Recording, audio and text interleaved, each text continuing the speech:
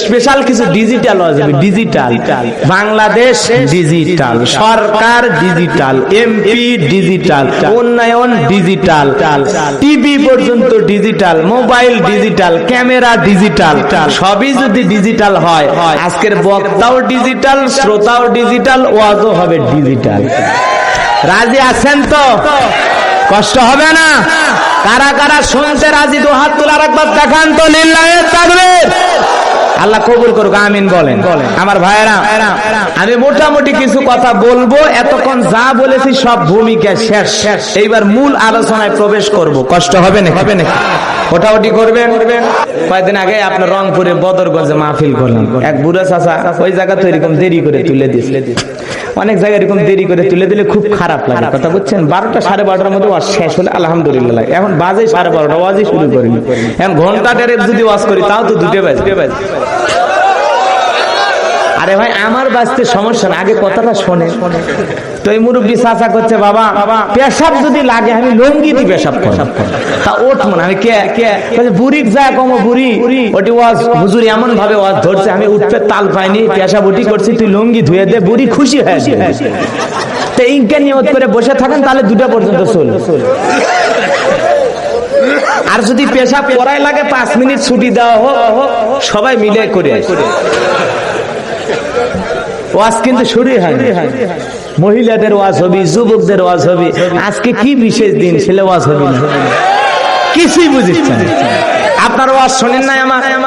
আমি গোলাম রব্বানী এই জায়গায় পৌঁছার আগে আমার কণ্ঠ এবং আলোচনা শুনেছেন, দেখেছেন? কারা কারা হাত তোলেন তো। আলহামদুলিল্লাহ, এত পুরাতন মানুষ আমার ভক্ত, ভালোবাসা শুনছেন বা সবাই করতে মোবাইলে আছে, তাহলে টেনশন নাই, ওয়াজ কিছু করে দিয়ে দেবো। আপনি তো মহব্বতের মানুষ, নতুন যারা দেখতেছে তারাও বুঝুক যে হুজুর কি কয় নাকি কন, একটু অপেক্ষা করেন। সম্মানিত ভাইরা আমার, সরাসরি আমি আপনাদের সামনে আলোচনা শুরু করে দেব। বাজান, ওঠা বসা চলা ফেরা, এতক্ষণ কি বুঝানো রে, তুই পাগলা?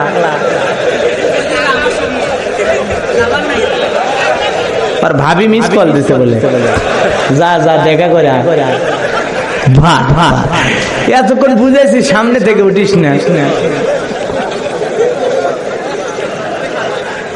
ভাইরা আমার, তাহলে আয়াত নাম্বার কত? 30। চলুন আলোচনা শুরু করা যাক। এজন্য আমরা বিশ্ব নবীর উম্মত, আমরা আদর্শ মানবো বিশ্ব নবীর কথা, ঠিক না বেঠিক? আর একটু আপনারা দোয়া করেন, আল্লাহ যেন আমাকে কিছু এলেম, কিছু জ্ঞান দান করে। গভীর রাতের মাহফিল বাজান, দয়া না করলে আমার কথা বলার শক্তি নাই। এজন্য আল্লাহর কাছে একটু দোয়া করেন, কারণ জ্ঞান দেওয়ার মালিক কে? সুবহানাকা লা ইলমা লানা ইল্লা মা আল্লামতানা ইন্নাকা আনতাল আলিমুল হাকীম। জ্ঞান দানের মালিক কে? আল্লাহ রাব্বুল আলামিন যুগে যুগে শুধু মানুষদেরকে জ্ঞান দান করে নাই, নবী রাসূলদেরকে অনেক জ্ঞান দান করেছেন। কথা বলেন ঠিক না বেঠিক? আল্লাহ রাব্বুল আলামিন জানায় দিলেন, ওয়ালাকাদ আতাইনা দাউদা সুলাইমানা ওয়া ইলমা। আল্লাহ রাব্বুল আলামিন জানায় দিলেন, আমি পয়গম্বর দাউদ এবং সুলাইমানকে ইলম দান করেছিলাম, জ্ঞান দান করেছিলাম। বাজান গো আমার, কেমন ইলম কেমন জ্ঞান দান করেছিলেন আপনাকে জানেন? আল্লাহর পয়গম্বর দাউদ আলাইহিস সালামকে আল্লাহ রাব্বুল আলামিন এমন রাজত্ব, এমন ক্ষমতা, এমন পাওয়ার দান করেছেন, অন্য কোন নবীর এত পাওয়ার ছিল না। দাউদ নবীর যেই পাওয়ার, যে মুজিজা, যে ক্ষমতা ছিল, অন্য কোন নবী, বন্ধুগণ আমার, অন্য কোন নবী লোহায় হাত দিলে কোনো কিছু হইতো না, কিন্তু পয়গম্বর দাউদ আলাইহিস সালামকে আল্লাহ রাব্বুল আলামিন এমন মুজিজা, এমন শক্তি, এমন পাওয়ার, এমন ক্ষমতা দান করেছেন। দুনিয়ার যত শক্তিধর লোহাই হোক না কেন, পয়গম্বর যদি হাতে নেন, ওই পয়গম্বরের হাতে নেওয়ার সঙ্গে সঙ্গে ওই বিশাল শক্ত লোহাকে পানির মতো, মমের মতো গলিয়ে দিতেন কে? জোরে কন্যা সুবহানাল্লাহ। এত বিশাল বাদশাহী আল্লাহ দান করেছে, তারপরে তিনি কামারের কাজ কইরা, দাও কুড়াল বটি বানাইয়া ওগুলো বিক্রি কইরা নিজের রুজি রোজগারের ব্যবস্থা করেছিলেন। বিশাল পাওয়ার, বিশাল ক্ষমতা। ফিলিস্তিনের রাজত্ব ক্ষমতা বাদশাহী আল্লাহ যাকে দান করেছেন তিনি কামারের কাজ করে নিজের পরিবার পরিচালনা করছে। সুবহানাল্লাহ। নিজের পরিবারের জন্য রিজেকের ব্যবস্থা করেছে কামারের কাজ করে। আর আমাদের কি কথা কন না খেয়ে যে মেম্বারে সাইকেল কেনার টাকা নেয় ওই মেম্বারই পাস করার সাথে পালসার নিয়ে ঘরে পাইলে কুঠি ফেরেশতা জিবরাইল রাতে কিনে দিয়ে গেছে। কিছু হবি অ্যাঙ্গেলে না হাস্তা করে বুঝবেন। আমি কারণ নাম নিয়ে কোনো কথা বলবো না, যেটা সত্য সেটা বলবো। কথাকে বোঝা গেল? হক কথা তিতে ট্যাবলেট। ছোট্ট বাচ্চা অসুস্থ, বাবা ডাক্তারের কাছে গেছে, ডাক্তার কিছু তিতে ট্যাবলেট দিয়েছে, ছেলে খায় নাই ফেলে দিয়েছে। পরের দিন সকালবেলা আবার ডাক্তারের কাছে, ডাক্তার ভাই গতকালকে ঔষধ দিয়েছিলেন তিতা, আমি ছেলের পিতা, বলেন না ছেলের কোন কায়দায় ঔষধ খাওয়ায়?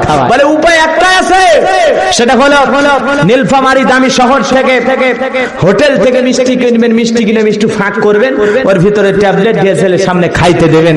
আশা করা যায় মিষ্টিও খাবে, ট্যাবলেটও ভিতরে চলে যাবে, আপনার ছেলেও সুস্থ হবে। বাবা এমন কৌশল চমৎকার মনে হলো, তাই আমল করলো। বাড়িতে এসে মিষ্টির ভিতরে ট্যাবলেট ঢুকায় ছেলের সামনে ফ্রিজে প্লেটে দিয়েছে, খা খা বাজান তুই খা, আমি তোর জন্য এক গ্লাস পানি নিয়ে আসি। বাবা এক গ্লাস পানি নিয়ে এসে দেখে ফ্রিজের মিষ্টি খাওয়া শেষ। মনে মনে কয়েকবার সুবহানাল্লাহ আলহামদুলিল্লাহ পরে জিজ্ঞাসা করে, বাজান মিষ্টি খাইছো? ওরে বাবা যে গরম, মিষ্টি গরম না পানি গরম। সম্মানিত ভাইয়েরা আমার, এইবার বাজান আইসে এক গিলাস পানি নিয়ে এসে দেখে ছেলের মিষ্টি খাওয়া শেষ। মনে মনে কয়েকবার সুবহানাল্লাহ আলহামদুলিল্লাহ পরে জিজ্ঞাসা করে, বাজান মিষ্টি খাইছো? ছেলে বলে, আব্বা মিষ্টি খাইছি ঠিকই, কিন্তু মিষ্টির ভিতরে যে বিচি ছিল ওইটা খাইতে। আজকে আমাদের সমাজের অবস্থাও তাই। হুজুর ওয়াজ করেন, কোন সমস্যা নাই। যখন আমরা বলি তিবিয়ান আল্লি কুল্লি শাই, মানব জীবন পরিচালনা করার জন্য রান্নাঘর থেকে পার্লামেন্ট পর্যন্ত যা যা দরকার দিয়েছেন বিশ্ব সরকার, তখন এক শ্রেণীর মুসলমানের কাছে ট্যাবলেট মার্কা আলোচনা সহ্য হয় না। ওরাই তখন আলেমের বিরোধিতা করে, ওরাই আগামীকাল সকালবেলা গোলাম রব্বানির বিরুদ্ধে চাই স্টলে মনে মনে গোয়েন্দারি করবে আর বলবে ওটা বক্তা নাকি। প্রধান বক্তা নিয়ে আসবি, মুরব্বী মানুষ, বয়স্ক মানুষ মাইক ধরে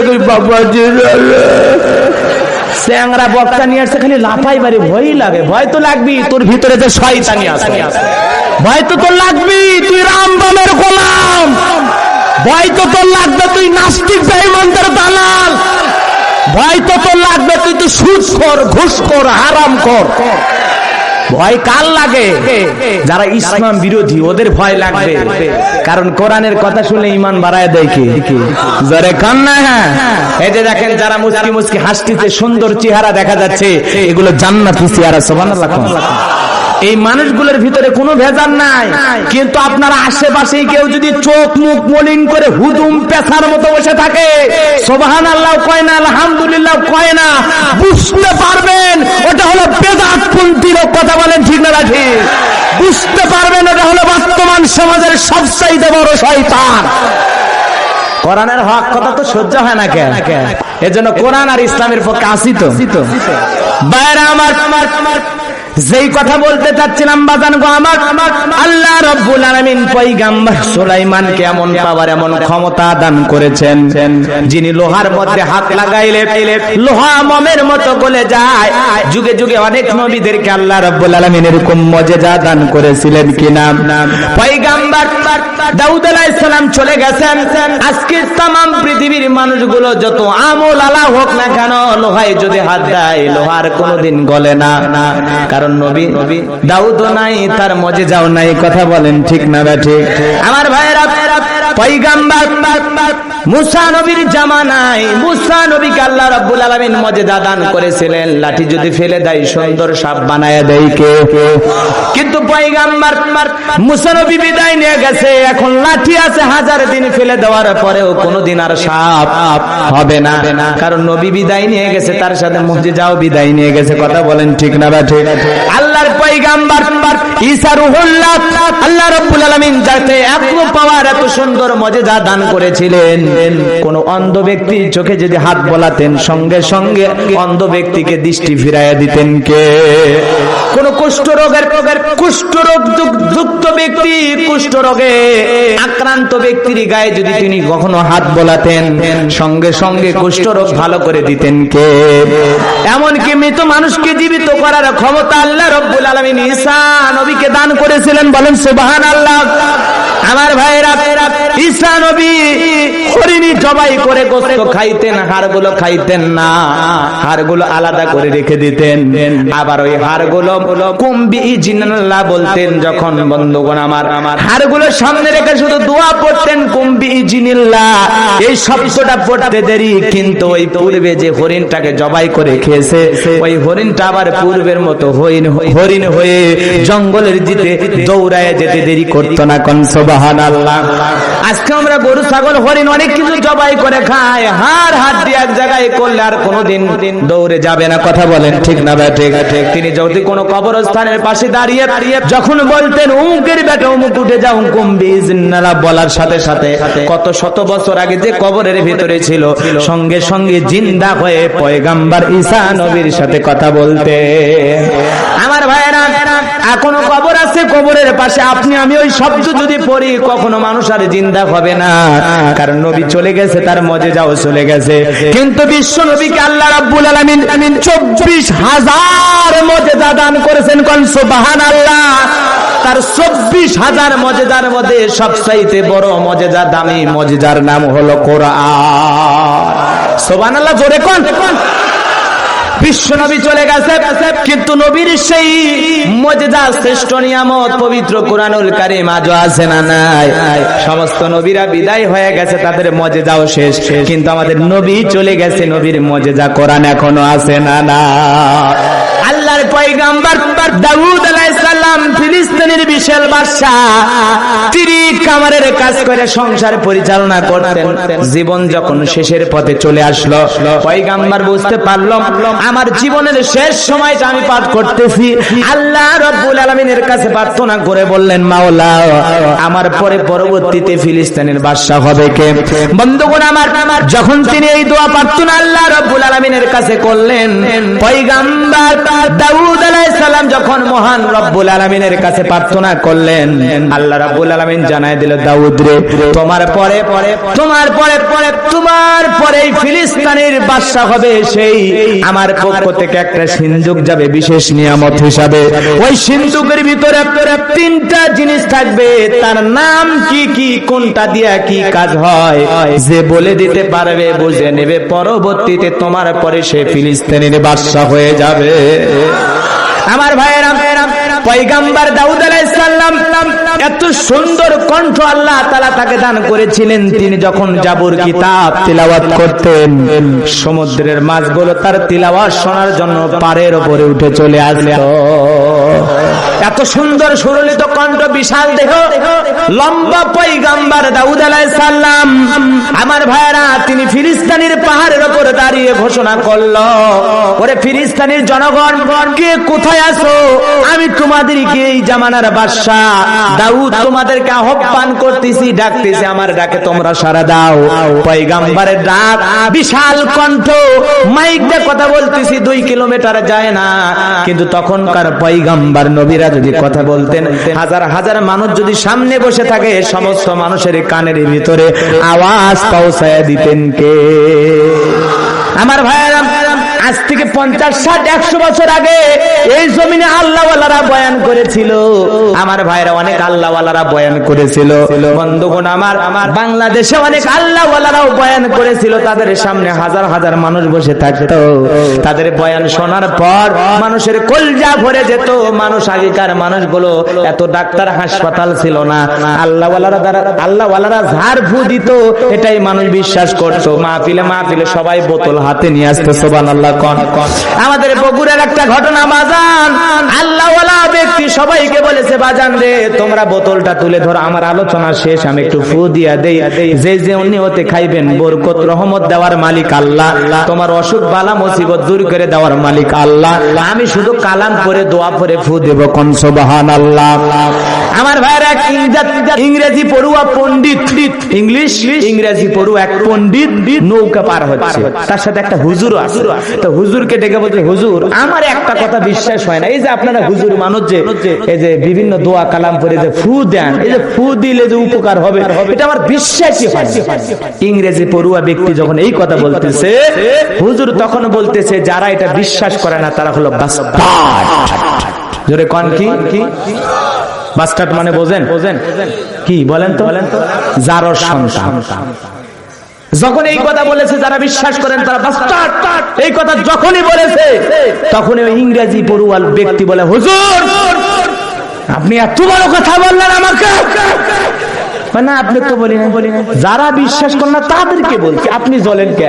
আমি তো বিশ্বাস করি না। তাহলে আপনার গাও পড়ছে। তখন বলতেছে, একটা ইংরেজি শব্দ যদি আপনার মাথা গরম করে দেয় আর আল্লাহর কালাম পড়ে হুজুরেরা আলেমেরা ফু দেয়, তার অ্যাকশন আছে না? ইংরেজি কথা যদি এত গরম হন আর আল্লাহর কোরআন করে ফু দেয়, ওরও আছে গরম, আছে না? কারণ আরবি পড়ে কোরআনের আয়াত করে ফু দিলে দয়া করার মালিক। এজন্য আল্লাহওয়ালা ব্যক্তি ডেকে বললো, বাবারে তোমরা সবাই তোমাদের বোতল পানি যা কিছু নিয়ে এসেছো তুলে ধরো, আমি ফু দিয়ে দেই। সবাই ফু দিয়ে দিল। কিছু লোকের বিশ্বাস অর্ধেক করে অর্ধেক করে না, কিছু মানুষ আছে না? তো ওইরকম একজন লোক করছে, এই রে এত দূর থেকে ফু দিলে আমার গিলেশত লাগছে।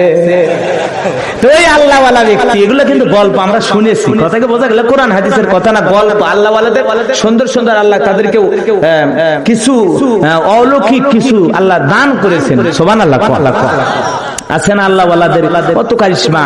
আমরা অনেক ঘটনা জানি, ওইদিকে আমি যাব না, মূল কথাটা বলি। তো আমার ভাইয়েরা, তখন ওই যে ছেলেটাই কথা বলছে, উনি খুঁজে খুঁজে ওই আল্লাহওয়ালা ওর কাছেই গেছে। সুবহানাল্লাহ যা বলছে, বাবা রে তোর গিলেসে বলে বোতলে ফুই লাগেনি, তো ভালো করে বোতলটা ধরাম একটা ফু দিই। যেই বোতলে ফু দিয়েছে তলা খসে চলে গেছে। সুবহানাল্লাহ। আল্লাহওয়ালাদের মজেজা, আল্লাহ রাব্বুল আলামিন নবীদেরকে যেরকম মজেজা দান করেছেন, আল্লাহওয়ালাদেরকে কিছু একটু কেরামত দান করেছেন। কথাকে বোঝা গেল? কেরামত। মন খারাপ করলেন নাকি? ভাইরা আমার, যেই কথা বলতে যাচ্ছিলাম বন্ধুগণ আমার, খুব খেয়াল করে শুনবেন। আল্লাহর পয়গাম্বার দাউদ আলাইহিস সালাম যখন ফিলিস্তিনের হাজার হাজার মানুষদেরকে ঘোষণা করলেন, সমস্ত মানুষগুলো শুনে মাথা নিচু করে চলে যায়। আবার পরের দিন ঘোষণা করলেন, বেশ কয়েকদিন যখন এলাকার ভিতরে এলানটা জারি করলেন, আল্লাহর পক্ষ থেকে একটা সিন্ধুক আসবে, তিনটা জিনিস কি কি থাকবে, কোনটার নাম কি, কোনটা দিয়ে কি কাজ হয়, কোন লোক বলতে পারলো না। বন্ধুগণ আমার, এইবার পয়গাম্বার চিন্তা করলো, বাহিরের মানুষের কাছে এত দাওয়াত দিলাম, নিজের পরিবারের লোকদের কাছে তো এখনো দাওয়াত পৌঁছাইতে পারলাম না। এইবার পয়গাম্বার তার পরিবারের সমস্ত স্ত্রী সন্তানগুলোকে একত্রিত করলেন। সন্তানের সংখ্যা বেশি ছিল না, মাত্র 40 জন। সুবহানাল্লাহ কবেন না? এ জোরে কোন সুবহানাল্লাহ। কতজন সন্তান? 40 জন। আর আমাদের সমাজে স্লোগান, একটা হলে ভালো নয়, দুটা হলে আর নয়। কি গান শিখেছো জানে? একটা হলে ভালো হয়, দুইটা হলে, তার মানে এরা মানে রিজেকের কন্ট্রাক্টর এনেছে, রিজেকের মালিক। কথা কয় না? আরো চিল্লা কোন? বাবাজি আপনার অনেক বয়স, ওই জানেন আউশ ধান জমিতে 5 মণ 6 মণ এরকম হইতো না বাবাজি? তাই এরকম হইতো না? 5-6 মণ 1 বিঘা জমিতে আউশ ধান হইতো। আর এখন সেই 1 বিঘা জমিতে 30-40 মণ ধান দেয় কে? জমি কিন্তু আছে একটা, ওই একই জমি বরকত দেশে। ওই 1 বিঘা জমিতে আজ থেকে 20-30-40 বছর বা 50 বছর পর ওই 1 বিঘা জমিতে 100 মণ 150 মণ ধান দেওয়ার মালিক আছে না? তো তোমার এত চিন্তা কেন? তোমরা তো বোঝো না, এটা হলো খ্রিস্টানদের ষড়যন্ত্র, ইহুদি বেঈমানদের ষড়যন্ত্র। ওরা চায় মুসলমানের সংখ্যা কমে যায়। ওরা জানে আজকে তাম পৃথিবীতে 700 কোটির উপরে মানুষ, আর এর মধ্যে মাত্র 170 কোটি হলো মুসলমান। ওরা যদি জানে এই কথা, ওরা জানে পরিষ্কার ভাবে, ওরা জানে আর বোঝে, এই জন্য ওরা মুসলমানদের সংখ্যা কমায় দিতে চায়। ওরা জানে 700 কোটি মানুষের মধ্যে যদি আমরা 400-500 কোটি মুসলমান হয়েই যাই, আল্লাহ যদি আমাদেরকে 100 ভাই কবুল করে, ইহুদি খ্রিস্টানদের চাইতে আমাদের সংখ্যা যদি বেড়ে যায়, ওরা বুঝতে পেরেছে এই কথা যে মুসলমানের সংখ্যা বেড়ে গেলে তাম পৃথিবীর রাজত্ব ক্ষমতা করবে মুসলমানেরা। এজন্য মুসলমানের সংখ্যা বেড়ে যাক, এটা ইহুদিরা চায় না। এজন্য ইহুদিদের স্লোগানে আমরা স্লোগান দিই, একটা দুইটা সন্তান নয়, আল্লাহ যে কয়টা দেয় সেই কয়টা নেব, আল্লাহ কবুল করুক, আমিন। আলে খ্রিস্টানদের ষড়যন্ত্র বাবা। আচ্ছা কোন আজ থেকে 20 বছর আগে এগুলো কেউ করছে? কথা কন না। আমার গ্রামের একটা লোকের একজনেরই 70টা বাচ্চা। সুবহানাল্লাহ। অথচ গরিব মানুষ, আল্লাহ বরকত দিয়েছে। যেই সংসারে খাবার নিয়ে টানাটানি হয়, আল্লাহর রহমতের নজর ওই সংসারে থাকে। সুবহানাল্লাহ। ওই সংসারটাকে আল্লাহ ভালোবাসে। যেই পরিবারে খাবার নিয়ে টানাটানি হয়, সেই পরিবারে কার নজর? ওই পরিবারটাকে কে পছন্দ করে? আল্লাহ রাব্বুল আলামিন। যেই পরিবারে খাবার নিয়ে টানাটানি হয়, ওই পরিবারকে আল্লাহ পছন্দ করে। যেখানে সন্তানের সংখ্যা বেশি, সেই পরিবারকে আল্লাহ পছন্দ করে। সুবহানাল্লাহ। দিনাজপুর চেনেন আপনারা? দিনাজপুর এক চাচা আসছে আমার কাছে দোয়া নেয়, ছোট বাচ্চা নিয়ে আসছে। চাচা ছেলে কার নাতি হয়? না হুজুর আমারই। কই কি রে চাচা, ছেলে মেয়ে কয়জন? কই বেশি ছিল 11টা। সুবহানাল্লাহ। আপনার লালমনিরহাটে কয়েক মাস আগের কথা, একটা মহিলা সন্তান জন্ম দিয়েছে একসাথে 3টে। সুবহানাল্লাহ। আজ থেকে 2 বছর আগের কথা, নাইজেরিয়ার একটা মহিলা একসাথে 11টা বাচ্চা জন্ম দিয়েছে। সুবহানাল্লাহ। তা আল্লাহ যদি চায়, যারা একটা আর দুইটা স্লোগান দিতেছে, আল্লাহ যদি চায় এমনও হতে পারে সময় আসবে একবার নিবা তো একবারে 15-20টা দিয়ে দিবে। সুবহানাল্লাহ। আল্লাহ দেখ সন্তান বেড়ে যাক, আমরা মুসলমান, রিজেকের মালিক আমাদের আল্লাহর প্রতি ভরসা থাকলে। কথা বলেন ঠিক না ঠিক? আমার ভাইয়েরা, আল্লাহর প্রতি ভরসা কেমন? আল্লাহ রাব্বুল আলামিনের পয়গাম্বর, বিশ্ব নবীর সাহাবী, খলিফাতুল মুসলিমিন, আমিরুল মুমিনিন হযরত ওমর, ভালো করে বোঝার চেষ্টা করবেন। ওমর ফারুক ঘুরতে তিনি চিন্তা করলেন রাজ্যের মানুষগুলো কেমন, এই কথা চিন্তা করে একজন রাখালের ঈমানটাকে পরীক্ষা করার জন্য রাখালের কাছে যা বলে, রাখাল রে, তোমার এই বিশাল ছাগলের পাল থেকে আমাকে একটা ছাগল দাও, আমি দুধ পান করব।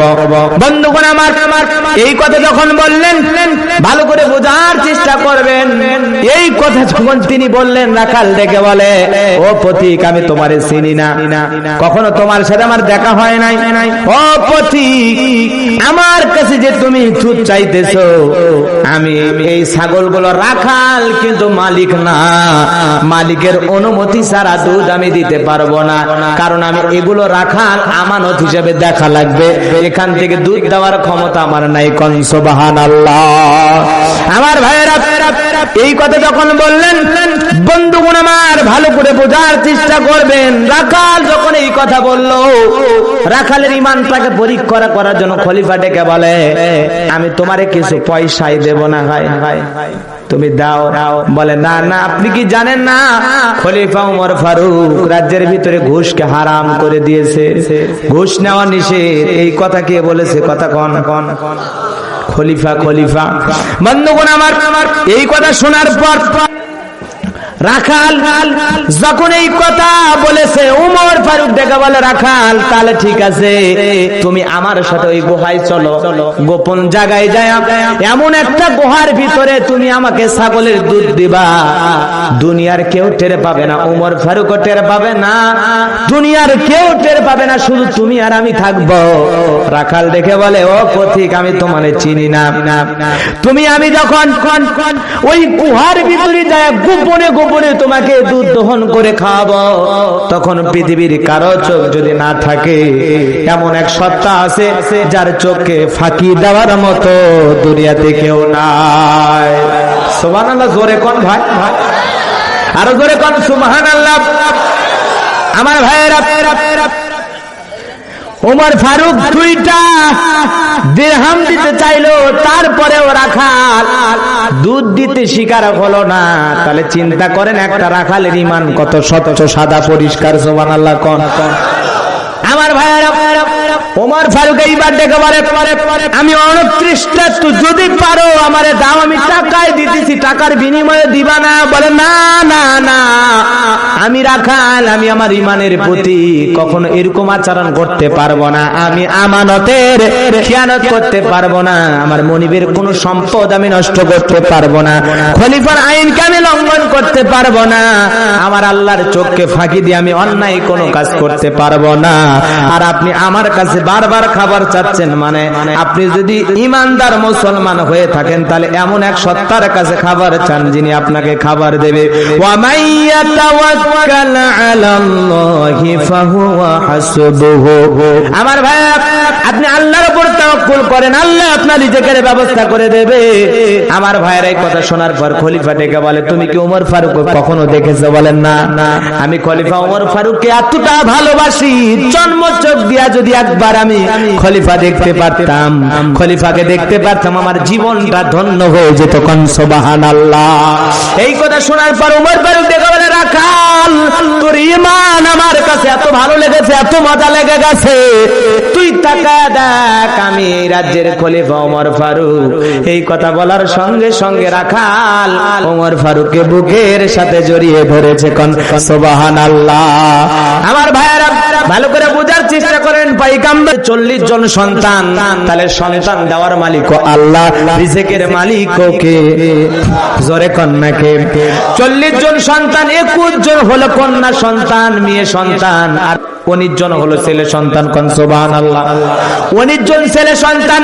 পয়গম্বর দাউদ আলাইহিস সালাম তার পরিবারের সমস্ত লোকজনের কাছে বলতেছে, এইরকম ঘটনা, আসমান থেকে একটা বিশেষ কুদরতে দয়ার রহমতে আল্লাহ রাব্বুল আলামিনের পক্ষ থেকে একটা সিন্ধুক আসবে, ওই সিন্ধুকের ভিতরে 3টা জিনিস থাকবে, 3টার নাম কি কি, কোনটা দিয়ে কি কাজ হয়, তোমরা কি কেউ বলতে পারবা? বড় ছেলে বলে না, মেজো ছেলে বলে না, সবার ছোট ছেলে, নাম তার সুলাইমান আলাইহিস সালাম, বয়স ছিল মাত্র 19 বছর। পিছন থেকে হাত তুলে বলে, আব্বা জান, মনে যদি কিছু না নেন, আমি ছোট হওয়ার পরেও ওই সিন্ধুকের ভিতরে 3টা জিনিস কি কি থাকবে, কোনটা দিয়ে কি কাজ হয়, আমি বলে দিতে পারবো। কোন সুবহানাল্লাহ। এত বড় বড় ছেলেগুলো পারলো না, তুই বলতে পারবি? হ্যাঁ আব্বা, আপনি যদি বলেন আমি বলে দিতে পারবো। সুবহানাল্লাহ করবেন। আপনারা কি শুনবেন? শুনবেন? 3টা জিনিসের নাম কি কি, কোনটা দিয়ে কি কাজ হয়? হাত তোলেন কারা কারা শুনবেন। লিল্লাহে তাকবীর, লিল্লাহে তাকবীর। আল কোরআনের আলো, আল হাদিসের আলো, আজকের মাহফিল, আজকের মাহফিল লিল্লাহে